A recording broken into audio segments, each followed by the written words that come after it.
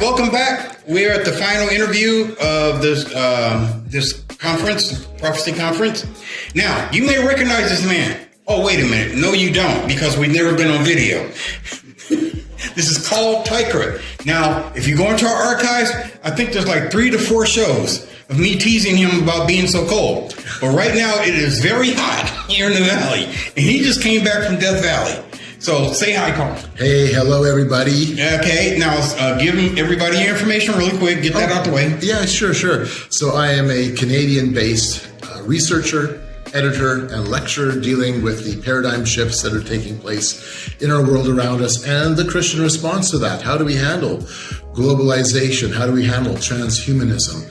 How do we respond to all of these challenges that seem to be coming at us all at the same time? All at the same time? Totally.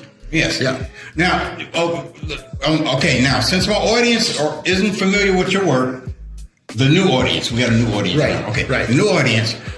Okay, you monitor, one of the things you monitor is transformational festivals. Correct. Okay, why is it important to monitor those things? Okay, so if there's a political expression of globalization, and there is, you see it through the United Nations, if there is a religious expression of globalization, and there is through the interfaith movement, like the Parliament of World Religions, if there's an economic side to it, and you can go down the list, there has to be a cultural, celebratory expression of it.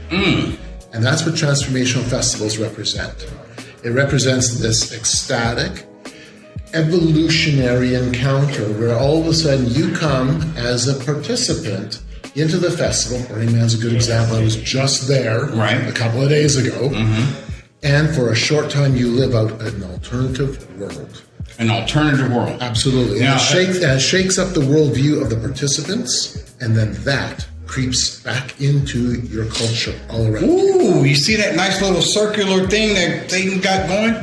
Now, you may think it's a bunch of hippies. No, they're not even close to hippies. Hippies can't go. You can't afford that. It's nuts. But Vincent, you're right. Everybody has this idea. Think rather, Mardi Gras meets the World Economic Forum with Silicon Valley insiders. That's what you got. So it's not just it's an economic element involved. Oh yeah, and so Burning Man has inspired something like 80 to 100, depending on the year, of regional events around the world. Like Israel's got a great big one where they burn an effigy of Adam and Eve. South Africa. They burn Adam and Eve. Yeah, they did. South Africa's got a great big one. Even China. Really? Absolutely. Yeah. So this thing is like global now. It is. It's a global phenomenon. Wow. With thousands of spin-off events. Wow. Yeah. Now, in Burning Man, we're just going to focus on Burning Man. Yeah, sure. They take a week in building the whole entire set. Yeah, it's a city. It's a city. It literally is a city. Between 60 and 80,000 people, depending on the year. And that's just for how long? For a couple of weeks? No, 1 week. 1 week. 8 days, actually. 8 days. They built a city for 8 days, and then what do? Tear it down until there's nothing left. Those are some good drugs. Real good drugs. I know. I used to be real. Yeah, but Vincent, what's really interesting is, so we've been going there for a number of years. Okay, we're going to workshops, we're going to lectures, we're going to see who's there.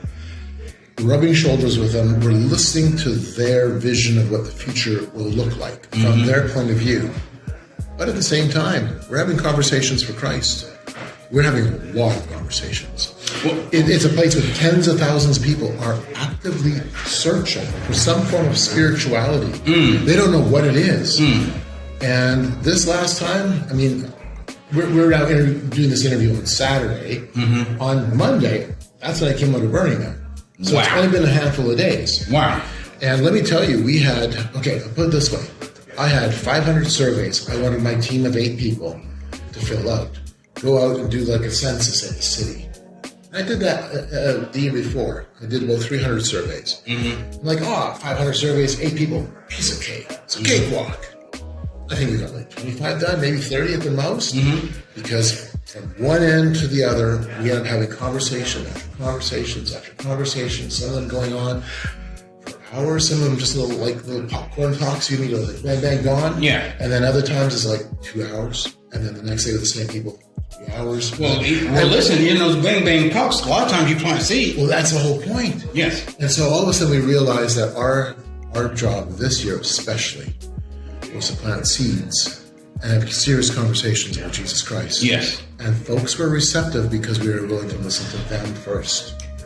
There you go. Mutual respect. Yes. Because they're people. Yeah, they won't listen to if they don't respect you. Right, exactly. And so. And the bottom line is we're all made in the image of God. Yes. And as one of our teammates who wasn't able to join us this year has said repeatedly when I've been at Burning Man with him, he said, "You are my brother in Adam, and I want you to be my brother in Christ."